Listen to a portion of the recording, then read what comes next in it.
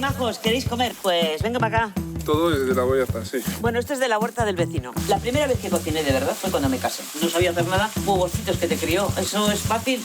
Y patatas de estas que venden ya hechas. A ver, ayudar, que viene la cabra.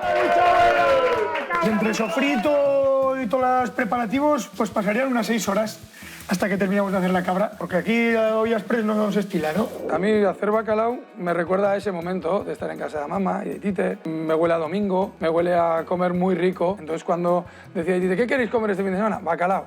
Y mi madre por detrás, otra vez.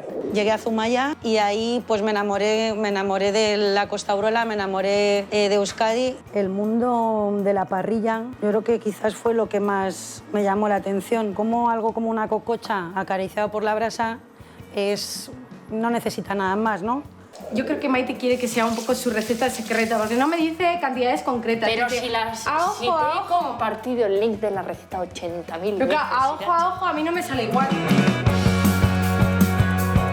Ongi etorri a la otra cara. Hoy os hemos preparado un programa cocinado a fuego lento y cuenta con historia, cultura, tradición, gastronomía y emoción, con solo 2 ingredientes, un protagonista y un plato, pero no un plato cualquiera, sino su plato favorito. Id haciendo hueco en el estómago, que comenzamos.